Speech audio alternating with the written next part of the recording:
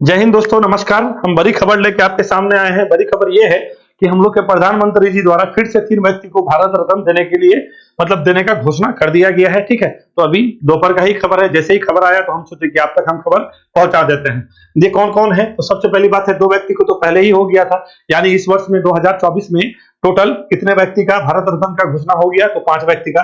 3 व्यक्ति तो आज हुआ है, जो अभी दोपहर में हुआ है, और 2 व्यक्ति का पहले से हुआ था। कौन कौन? कर्पूरी ठाकुर जी हैं, जो बिहार के पूर्व मुख्यमंत्री रहे हैं, और ये लाल कृष्ण आडवाणी है, इसको भी 3 फरवरी के दिन घोषणा किया गया था। तो 5 आपको इससे पहले वाला क्लास में बताए थे कि 1 वर्ष में आपका 3 से अधिक लोगों को भारत रत्न नहीं दिया जाएगा। तो ये भी बात सही है और ये भी बात सही है। बात ऐसा है कि जो अभी घोषणा किया जा रहा है, 2019 के बाद किसी को भारत रत्न नहीं दिया गया है। आप लोग जानते हैं उस टाइम कौन किसको दिया गया था? तो एक आपका प्रणब मुखर्जी थे, उसके बाद भूपेन हजारिका थे, ठीक है, नानाजी देशमुख थे। उसके अलावा 2019 के बाद भारत रत्न तो किसी को दिया नहीं गया है। तो इन लोग का जो घोषणा किया जा रहा है ना, तो अभी क्लियर नहीं है कि किसको कौन सा ईयर के लिए दिया जा रहा है। सिर्फ घोषणा ही करते चले जा रहे हैं हम लोग के प्रधानमंत्री जी। हो सके अब नियम कानून भी बदले, हो सकता होगा कि 3 से बढ़ा करके 5 कर दे, 6 कर दे। जब नियम कानून बदलेगा आगे में तो वो भी जान लेंगे हम लोग। अगर नियम कानून नहीं बदलता है तो कौन सा किसको किस ईयर के लिए दिया जाएगा, ये भी हम लोग के लिए जानने का विषय होगा। तो ये बात दिमाग में रखिएगा कि 1 वर्ष में 3 से अधिक व्यक्ति को भारत रत्न, अब तक का जो नियम कानून है उसमें वही है। तो चलें, क्या क्या आज जो हम लोग पढ़ेंगे, हम लोग यही पढ़ेंगे कि ये तो 2 बात हो ही गया है। तो अभी क्या है ना, जो आज घोषणा किया गया है, तो 2 ऐसे व्यक्ति हैं जो भारत के पूर्व प्रधानमंत्री रहे। एक आदमी सिर्फ 170 दिन के प्रधानमंत्री रहे, जो कभी संसद नहीं पहुंचे, किसान नेता माने जाते हैं, यूपी के 2 बार मुख्यमंत्री भी रहे हैं, ठीक है ना, और 1 बार प्रधानमंत्री रहे हैं, ठीक है। और ये गैर कांग्रेसी सरकार में ही ये आपका मंत्रिमंडल में शामिल हुए थे। अभी वहां पे भी बात करेंगे। तो ये है हम लोग के, ये क्या बोलते हैं, चौधरी चरण सिंह। दूसरे आदमी कौन है भाई? ये है कांग्रेस के आदमी। कांग्रेस के कौन है? ये पीवी नरसिम्हा राव है। जब देश में आर्थिक संकट आया हुआ था, उस टाइम देश के वित्त मंत्री इसी के सरकार में हुआ करते थे, डॉक्टर मनमोहन सिंह। तो डॉक्टर मनमोहन सिंह को ये भी जानिए कि अभी कल ही का न्यूज है आपका, हम आपको बताए नहीं थे, वो जो है राज्यसभा संसद से असम से थे, और वो जो है अपना उसका कार्यकाल समाप्त हो गया, यानी 6 वर्ष का होता है। तो विदाई समारोह में मनमोहन सिंह जी अच्छे भावुक हो गए थे। ये हम लोग के जो है प्रधानमंत्री जी हैं, ठीक है ना, तो इसको भी मिला है, ये बात याद रखिएगा। ये भी हम देश के 9वें प्रधानमंत्री बने हैं। 91 से 96 का कार्यकाल रहा है। ये है हम लोग के हरित क्रांति के जनक, और इसका नाम है MS स्वामीनाथन। इससे भली भांति परिचित होइएगा। जब इसका मृत्यु हुआ था उस टाइम आपको बताए थे। निधन इसका कब हुआ था भैया? तो आपको बताए थे 28 सितंबर को हुआ था, 2023 को, ठीक है, चेन्नई में निधन हुआ था। बताए थे इसके बारे में, तो बिल्कुल भी जानेंगे, क्योंकि जब देश में अकाल था, अकाल को देख के ही जो है ये कृषि की तरफ अपना रुख किए थे। कहने का मतलब यह है कि इसका जो घर परिवार था, इसका बैकग्राउंड था ना, थोड़ा सा ये लोग डॉक्टरी से थे। इसके पिताजी डॉक्टर थे, मेडिकल फील्ड से थे। ये भी मेडिकल फील्ड में ही पढ़ाई करना चाह रहे थे, मगर 1942 में ऐसा अकाल आया था। ऐसा अकाल शायद और भी आया होगा, बट हमारे जानकारी में तो अभी जो हम देख रहे थे, समझ रहे हैं, 9 से 10 लाख आदमी इस अकाल में मारा था आपका पश्चिम बंगाल में। अब वो हुआ क्यों था तो अभी बताते हैं आपको। चलिए बात निकाले तो बताए देते हैं। जानते हैं 1939 से लेकर 1945 के बीच चल रहा था सेकंड वर्ल्ड वार। और उस सेकंड वर्ल्ड वार में हम लोग किसका गुलाम थे भाई? अंग्रेज का गुलाम थे। अपने देश का जो भी इस सोने जैसा चिड़िया, सोने का चिड़िया जैसा देश से सारा सामान उठा करके किसको युद्ध में जहां पे भी जरूरत था वहां पे भेज दिया गया, और यहाँ के लोग को भूखे छोड़ दिया गया मरने के लिए, ठीक है। तो उस स्थिति को देख करके, क्योंकि ये जो है ना, स्वामीनाथन के जो पिता थे, गांधी जी से अच्छा इसका बातचीत था, ठीक है। आपका भारत छोड़ो आंदोलन के भी थोड़ा सा ये जो है सक्रिय थे, इसके पिताजी से बातचीत था। तो देश में कुछ अच्छा के लिए ये आगे निकल करके आए, और वो जो अकाल देखे, उस अकाल को देखते हुए ये पता है कहां चले गए? अभी आपको केंद्रीय चावल अनुसंधान है हम लोग का, ठीक है, वो यहाँ पे उड़ीसा के कटक में, वहां पे गए और वहां पे जाके अपना प्रयोग करने शुरू किए। पढ़ाई लिखाई किए, उसके अलावा फिर वहां पे गए, वहां जाने के बाद प्रयोग शुरू किए।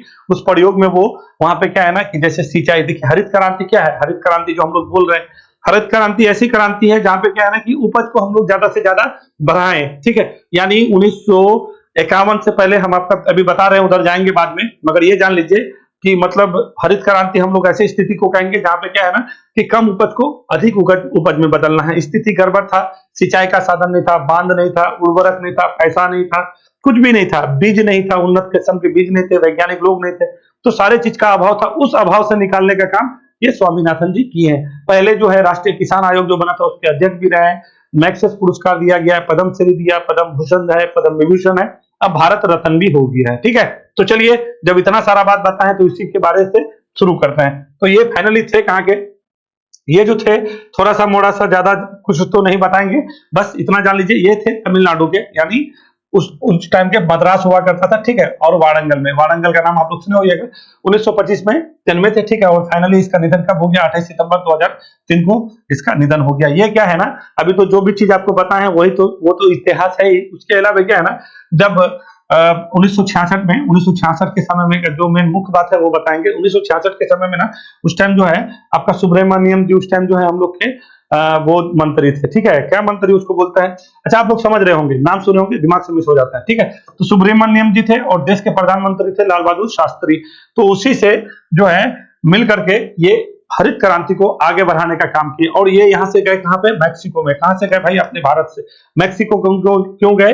मैक्सिको में ना तो एक जो है ना यूएसए के, कौन थे? यूएसए, मतलब ये यूएसए के नागरिक थे, ये बात जानिएगा, कहेगा अगर तो फंस जाइएगा। ये यूएसए के नागरिक, सिटीजन यूएसए के थे। और ये मैक्सिको में जो है अपना क्या कर रहे थे? प्रयोग कर रहे थे। नॉर्मन बोरलॉग नाम था इसका। तो नॉर्मन बोरलॉग को भी बिल्कुल भी जानते चलिएगा, क्योंकि इसको जो है ना पीस में आपका नोबेल दिया गया था 1970 में। सारा चीज आपको मिलाते ही चलता है। तो इसी से मिलने के लिए गए और ये बोलने गए कि आप जो है गेहूं का जो उच्च पैदावार करते हैं, जो किस्म का आप लोग विकसित किए हैं, हमको वो जीन चाहिए। तो ये यहाँ से उससे किससे? नॉर्मन बोरलॉग से जीन लेके आए थे। और जीन लाने के बाद अपने यूपी वाले क्षेत्र में, यानी पश्चिमी यूपी कहिए, पंजाब कहिए, हरियाणा कहिए, वहां के किसान को दिया। और वहां से नॉर्मन बोरलॉग खुद आए थे, ठीक है, 63-64 में आए और आकर के यहाँ पे पहले खुद से कि आपके यहाँ पे होगा कि नहीं होगा ये बीज, मतलब संभव है कि नहीं है। तो देखे और देखने के बाद उपज जो है बढ़ा, और बढ़ने के बाद जहां पे हम लोग आयात करते थे, आयातक से हम लोग क्या हो गए? मतलब खुद से पैदा करके खुद से अपना पेट भर सकते थे। ये स्थिति कब का है? 1964-65 का। अब थोड़ा सा आपको ले चलता है फ्लैशबैक में। फ्लैशबैक में कहां ले चलता है? 1951 में लेके चलते हैं, क्योंकि 1951 में हम लोग तो आजाद ही हुए थे। उस टाइम अमेरिका हम लोग के साथ था नहीं, सेकंड वर्ल्ड वॉर खत्म हो चुका था। सेकंड वर्ल्ड वॉर खत्म होने के बाद क्या है ना कि अमेरिका वाला जो है एक बिल अपना बनाया था, ठीक है। उसको क्या बोलता है? उसको पीएल बोलता है ना, पीएल ही कहते हैं, ठीक है। पीएल कितना था उसका? 480, ठीक है, 480 था, ठीक है। इसके कानून के तहत क्या था? हम लोग को अनाज देता था अमेरिका। और जानते हैं जो अनाज, वो खुद बोलता है कि जो अनाज उसका वहां पे जानवर नहीं खाता था, वो अनाज हम लोग को भेजता था। ऊपर से धमकी अलग, क्योंकि यहाँ पे पाकिस्तान के साथ उन लोग का अच्छा संबंध था, हम लोग का संबंध ठीक नहीं था। उसको लेकर के कि पाकिस्तान अगर तुम लोग उधर युद्ध करोगे या कुछ करोगे तो तुम लोग को गेहूं बंद कर देंगे, फलाना कर देंगे, ढिमकाना कर देंगे। समझ रहे? अमेरिका वाला बहुत खराब है और अभी भी खराब है। सिर्फ अवसरवादी आदमी है, अवसरवादी दोस्त है वो, ठीक है। तो ये सारे स्थिति से निकालने का काम कौन किए हैं? हम लोग के स्वामीनाथन जी किए हैं। हम लोग को यहाँ पे इसका बहुत ज्यादा योगदान रहा है, ठीक है। 1970 में 71 में जो है रेमन मैग्सेसे पुरस्कार मिला है। उसके बाद भटनागर, ये आपका स्वरूप भटनागर होता है ना, ठीक है, वो भी अवार्ड मिला है। पद्मश्री मिला है, पद्म भूषण मिला है, पद्म विभूषण भी मिला है। और जो है फाइनली जो है 2004 में अब जो है किसान आयोग आया था, ठीक है। तो उसको भी बिल्कुल राष्ट्रीय किसान आयोग के पहले अध्यक्ष थे। पहला खाद्य पुरस्कार पाने वही वाले कौन थे? आपके पहला ये खाद्य पुरस्कार याद रखिएगा, ठीक है। बहुत बार पूछा है ये, खाद्य पुरस्कार पाने वाले पहले थे, भारतीय तो थे ही, और पहले व्यक्ति भी थे एमएस स्वामीनाथन ही थे। और इसका हाल फिलहाल में निधन हो गया। तो इतना सारा उपलब्धि रहा है, जो आज लोग हम लोग एमएसपी पढ़ते हैं ना, न्यूनतम समर्थक मूल्य, इसी का योगदान है। किसका? एमएस स्वामीनाथन का, ठीक है। तो एमएस स्वामीनाथन हो गए, ये तो एक व्यक्ति हो गया। अब ज्यादा देखें जाएंगे तो वीडियो फिर हम लोग का क्या हो जाएगा? लंबा चला जाएगा, ठीक है। तो जो आपका इंपॉर्टेंट फैक्ट है, जो आपको पूछे जाएगा एग्जाम में, वो सारा चीज हम आपको बता दिए हैं। तो चलिए अब दूसरे व्यक्ति के बारे में चलते हैं। दूसरे व्यक्ति के बारे में किसको चलेंगे? चौधरी चरण सिंह। चौधरी चरण सिंह को अच्छा से जानिए, इस वजह से जानिए क्योंकि ये ऐसे प्रधानमंत्री देश के रहे हैं जो मात्र 170 दिन तक रहे, और ज्यादातर केयर टेकर रहे हैं, ठीक है। कुछ ही दिन तक, क्योंकि जैसे ही सरकार में बैठे उसको बोला फ्लोर टेस्ट में आइए, अब फ्लोर टेस्ट में वो पास हो नहीं पाए। अब क्यों नहीं हो पाए थोड़ा सा आता है, तो चलिए उस टाइम का स्थिति बता दें। देश में पहले गैर कांग्रेस की सरकार बना था 1977 में, और क्यों बना था जानते हैं? 1975 में आपका लग गया था क्या? तो इमरजेंसी। कौन लगाया था? इंदिरा गांधी। जानते हैं इंदिरा गांधी के बारे में? अभी भी प्रधानमंत्री जी हम लोग के बोलते रहते हैं कि वो इमरजेंसी भूला नहीं जा सकता है, ठीक है। तो 75 से लेकर 77 तक इमरजेंसी रहा, फिर 77 में इलेक्शन हुआ, और इलेक्शन में निकल करके आया आपका आया मोरारजी देसाई। सारे जितने भी पार्टी थे, सारे पार्टी मिल करके अपना सरकार बनाया, और इस सरकार में आके पहुंचे कौन? अपना ये चौधरी चरण सिंह, ठीक है। चौधरी चरण सिंह आए, गृह मंत्री भी रहे, कैबिनेट में रहे। फिर चौधरी मोरारजी देसाई अपना बहुमत साबित नहीं कर पाए। फिर ये जो है ना कांग्रेस के समर्थन से बैठे गद्दी में, कौन? अपना चौधरी चरण सिंह। मगर ये भी जो है अपना बहुमत साबित नहीं कर पाए। मात्र 100 कितने दिन का रहे भैया? मात्र 170 दिन के क्या रहे? आपका प्रधानमंत्री रहे, ठीक है। तो इसको थोड़ा जानिएगा। तो ये थे कहाँ के, तो ये तो मोटा मोटी बात है इधर वाला, जहाँ पे हम शुरू से लेके जाते हैं। तो ये कहाँ के थे, यूपी के थे, ठीक है। यूपी के किसान परिवार के थे, ठीक है। 5वें प्रधानमंत्री बने, 1902 में पैदा लिए, कहाँ पे, मेरठ में, ठीक है। किसान परिवार के थे। और क्या है ना कि 1937 में जो है ना यूपी विधानसभा पहुंचे पहली बार, ठीक है। एक लंबा समय तक रहा है, बहुत बार ये जो है ना जीते हैं आपका विधानसभा इलेक्शन। यूपी के मुख्यमंत्री भी रहे। अभी आप 1951 में राज्य के कैबिनेट मंत्री बने। फिर क्या हुआ ना, 2 बार यूपी के मुख्यमंत्री रहे। पहली बार 1967 से लेके 1968, बहुत छोटा छोटा कार्यकाल के लिए रहे हैं। तो 1967 से लेके 1968 तक रहे हैं, ठीक है। फिर से रहे हैं, दूसरी बार कब रहे भाई, 1970 से लेके 1 अक्टूबर यानी जनवरी में बने थे ये, ठीक है। जनवरी 1970 से अक्टूबर 1970 तक रहे, यानी 2 बार मुख्यमंत्री रहे हैं। तो क्या कहिएगा, कैबिनेट के मंत्री, यूपी में कैबिनेट मंत्री रहे हैं। फिर आपका 2 बार यूपी के मुख्यमंत्री रहे हैं। कौन सा कार्यकाल देख लीजिएगा, 1967 से और 1967-68 से ले एक बार, और दूसरी बार 1970 से लेके ये तक, ठीक है। देश के 5वें प्रधानमंत्री रहे। एक ऐसे प्रधानमंत्री हुए जो कभी संसद नहीं पहुंचे, ठीक है। क्यों नहीं पहुंचे, क्योंकि वो फॉरवर्ड टेस्ट में जैसे ही बने ना, उसका समर्थन मिला नहीं, क्योंकि कांग्रेस के समर्थन से तो वो खुद सत्ता में आया 1979 में। इसका कार्यकाल थोड़ा समझ लीजिएगा, ये आए थे 1979 में आए थे और 1980 तक ये अपना कार्यकाल में बने थे। और वो भी इतना दिन, एक जो 170 दिन जो रहे, 170 दिन में ज्यादा जो समय इसका बीता केयर टेकर प्रधानमंत्री। केयर टेकर समझता है ना, मतलब कार्यवाहक जो रहता है। क्योंकि इसको बोला कि आप भैया अपना बहुमत साबित कीजिए, बहुमत साबित नहीं कर पाया। और वही कहानी हो गया था किसके साथ, मोरारजी देसाई के साथ, वो भी बहुमत साबित नहीं कर पाया था। तो केयर टेकर बन गया था। फिर इलेक्शन हुआ, इलेक्शन होने के बाद फिर फाइनली इंदिरा गांधी बनी थी। तो हम लोग को अभी उधर नहीं जाना है, यहीं पे देख लेते हैं। तो यही है 1951 में जो है वो फिर फाइनली जो है, और 1987 में इनका निधन हो जाता है। तो यूपी के मुख्यमंत्री रहे हैं, देश के 5वें प्रधानमंत्री रहे। इसके समाधि स्थल को किसान स्थल कहा जाता है ना।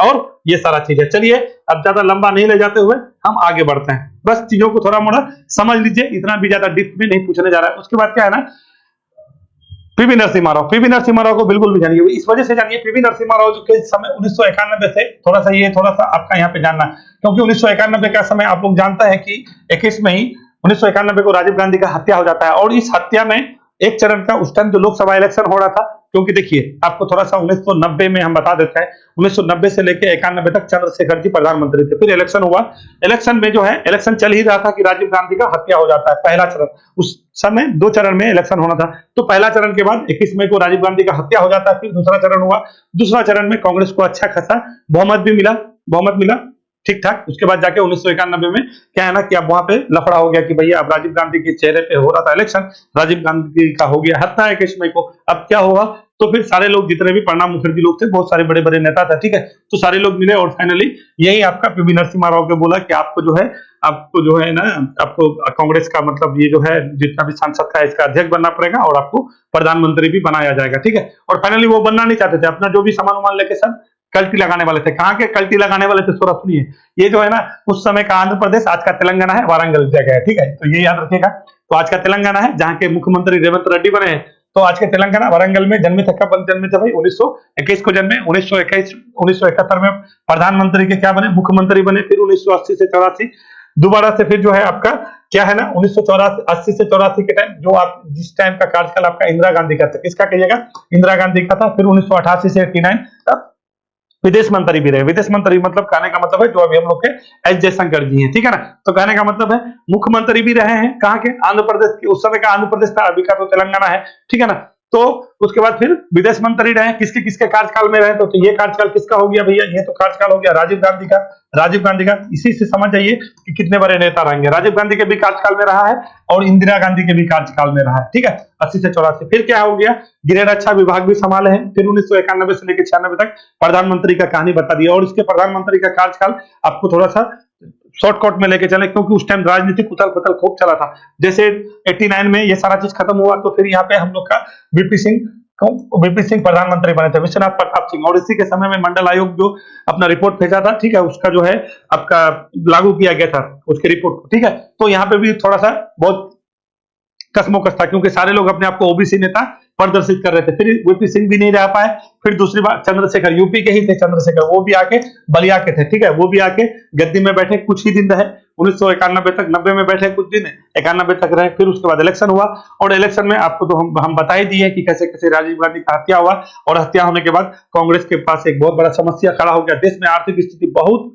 परिस्थिति गंभीर था, उस गंभीर से निकालने का काम पीवी नरसिम्हा राव किए थे, ठीक है। और इसके कार्यकाल में जो है ना आपका, हम लोग के जो है अभी आपको बता रहे थे मनमोहन सिंह जो है क्या थे भैया, तो मनमोहन सिंह जो है आपके थे क्या थे भैया, ये वही ना थे भाई, क्या बोलते हैं उसको, हाँ वित्त मंत्री थे, ठीक है। तो मनमोहन सिंह, देश का सोना आपका चला गया था इंग्लैंड, पता है कि नहीं। तो ये सारा चीज आर्थिक परिस्थिति से, जो लाइसेंसिंग प्रक्रिया, अपने देश का लाइसेंसिंग प्रक्रिया, उदारीकरण, हम लोग बोलते हैं ना एलपीजी मतलब क्या, लिबरलाइज मतलब उदारीकरण, वैश्वीकरण, है ना। उसके बाद ये होता है ना जी, एलपीजी होता है, ये तो बिल्कुल भी लिबरलाइजेशन, ठीक है। उसके बाद प्राइवेटाइजेशन होता है, ठीक है। उसके ग्लोबल वैश्वीकरण होता है, ठीक है, ग्लोबलाइजेशन होता है। तो एलपीजी को याद रखिएगा, इसी के समय में हुआ था, आपका लाइसेंसिंग प्रक्रिया खत्म हुआ था, और आपका देश का जो है आर्थिक स्थिति को उबारने का काम ये पर पीवी नरसिम्हा राव के कार्यकाल में हुआ है। खुद अपने जो है उसके हम लोग के जो फाइनेंस मिनिस्टर थे उस टाइम, मनमोहन सिंह, ठीक है, मनमोहन सिंह खुद अपने इंटरव्यू में बोले हैं कि जो है जो आर्थिक स्थिति से जो निकालने का काम है वो पीवी नरसिम्हा राव का है। तो ये तीनों आदमी का ये सारा आपका कार्य प्रणाली है, जो भी कार्य प्रणाली था हम आपको मोटा मोटी चीजें बता दिए हैं। अगर पूछेगा भी तो इससे ज्यादा आपको कुछ पूछने नहीं जा रहा है। तो टोटल अभी हम लोग का कितना हो गया है भाई, तो अब टोटल 53 भारत रत्न हो गया। तो चलिए थोड़ा सा आपको इसके बारे में हम थोड़ा सा दिखा देते हैं, 53 हम लोग का क्या हो गया है, 53 टोटल अब क्या हो गया, क्या कहिएगा, 53 टोटल भारत रत्न हो गया। 50 तो पहले था, लाल कृष्ण आडवाणी था, 3 अब हो गया, ठीक है। और इस बार जो है पद्म पुरस्कार दिया गया था, टोटल कितना दिया गया था, 132 दिया गया था, ठीक है, 132 दिया गया था ना, जिसमें से 110 पद्मश्री था, ठीक है। उसके बाद आपका कितना था भैया, इधर 6 था, पद्म विभूषण था। चलिए वीडियो देखने के लिए धन्यवाद, फिर मिलेंगे सुबह में, मॉर्निंग में। जो इंपॉर्टेंट बात था आपको हम सारा चीज बता चुके हैं। चलिए नमस्कार।